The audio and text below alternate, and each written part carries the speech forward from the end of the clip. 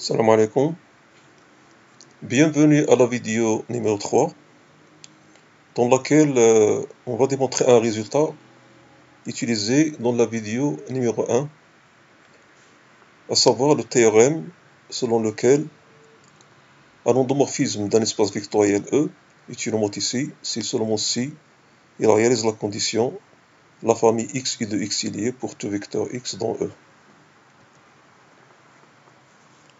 Un certain nombre de commentaires. Premièrement, le théorème est valable en dimension finie comme en dimension infinie. Donc il n'y a pas de restriction. Deuxième commentaire, ça revient à dire que U est uniquement ici équivalent, il stabilise toutes les droites de E. La troisième, il en découle que les seuls endomorphismes qui stabilisent tous les espaces vectoriels de E sont les homothéties.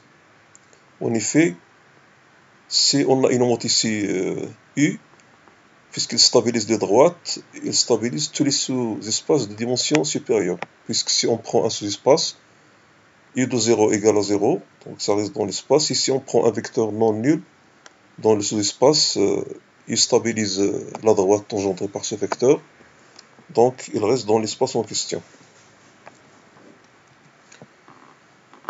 Le quatrième commentaire, c'est que il est connu que les seuls endomorphismes qui commutent avec tous les endomorphismes de E, ce sont les homothéties. Ça revient à dire que C de U, le commutant de U, c'est L de E.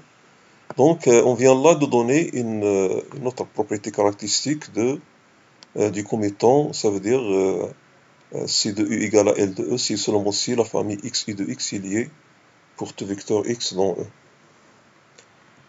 Voilà, donc on commence la démonstration du théorème, et on commence par le sens facile, c'est si U est une homothétie, alors par définition il existe un alpha dans K, tel que I de X égale alpha X pour tout vecteur X. Donc il est clair que X I de X est lié puisque c'est formé par deux vecteurs collinéaires, donc X et alpha X. La réciproque, si E égale à 0, la réciproque est évidente parce que le seul endomorphisme dans ce cas c'est l'endomorphisme nul et c'est l'homothétie de rapport 0. Et si E est différent de 0, c'est qu'il y a un vecteur A non nul dans E. Donc, par hypothèse, puisque A et de A est lié, et A différent de 0, c'est intéressant, on va voir pourquoi A est différent de 0 est intéressant pour dire qu'on a I de A égale lambda A. On va expliquer ça à la fin de la vidéo. Donc, il existe un lambda tel que I de A égale lambda A, et on va démontrer que ce lambda convient pour tous les vecteurs, c'est-à-dire pour tout x, I de x égale lambda x. Pour cela, on va étudier deux cas. Donc, on va choisir un vecteur x dans E, et on va étudier deux cas.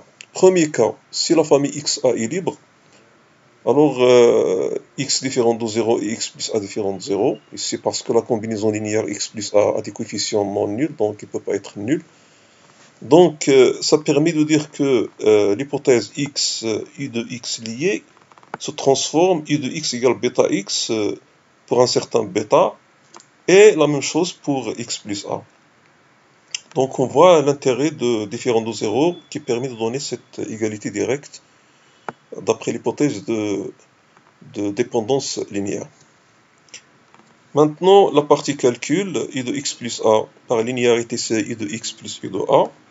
Donc I de x c'est bêta x, I de a c'est lambda a, puis donc on a gamma fois x plus a est égal bêta x plus lambda a. Donc on isole, c'est gamma moins bêta fois x, donc gamma x moins bêta x, égale lambda a moins gamma a, donc c'est lambda moins gamma a. Donc par liberté de la famille xa, les coefficients gamma moins bêta et lambda moins gamma sont nuls. Par conséquent, bêta égale gamma égale lambda, et du coup on a I de x égale lambda x parce que I de x c'est bêta x, et on a prouvé que bêta égale lambda. Le deuxième cas, c'est xa est lié. Donc xa il y est toujours alpha a différent de 0, donc il y a un alpha tel que x est égal à alpha a, et on a par calcul, en utilisant la linéarité, u de x est égal à alpha u de a, est égal à alpha lambda a, est égal à lambda alpha a, est égal à lambda x. Donc, quel que soit x, u de x égale lambda x, ce qui termine la démonstration du théorème. Alors, je vais donc parler de l'avertissement qui consiste les familles liées.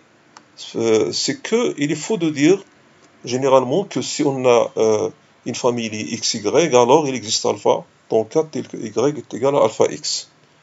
La correction, c'est de dire xy lié et x différent de 0 implique qu'il existe alpha dans le cas tel que y est égal à alpha x. Donc vous voyez ici la condition x différent de 0. Si on veut exprimer que la famille est liée sans utiliser la condition x différent de 0, on peut dire que xy est lié équivalent, il existe alpha appartenant à k tel que y est égal à alpha x ou x égale alpha y. Donc celle-là elle est fausse parce que par exemple si on prend y non nul, hein, on ne peut pas avoir y égale alpha fois 0. Donc y non nul et 0, c'est une famille liée, mais on ne peut jamais avoir y non nul est égal à alpha qui multiplie le vecteur nul. Généralement, c'est-à-dire une généralisation de cette propriété-là, c'est que si on se donne une famille de m vecteurs de rang R, donc avec R strictement entre 0 et m, il y a une sous-famille de U ayant R vecteurs, c'est-à-dire autant de vecteurs que le rang, alors on a la liberté de V est équivalente à vect de U égale vect de V. Donc en particulier, lorsque on désire exprimer les vecteurs x1 jusqu'à xm comme combinaison linéaire d'une famille, des vecteurs d'une famille V, il faut veiller à vérifier la liberté de V et le fait que son rang est égal à R, c'est-à-dire qu'il comprend un minimum de R vecteurs. Donc, bien sûr, si une famille comprend plus de R vecteurs, mais de rang R toujours, ça sert aussi donc à exprimer les vecteurs de U. Je parle d'une sous-famille de U. Voilà donc cette troisième vidéo qui est terminée. Et merci pour votre attention et à la prochaine vidéo, Inch'Allah.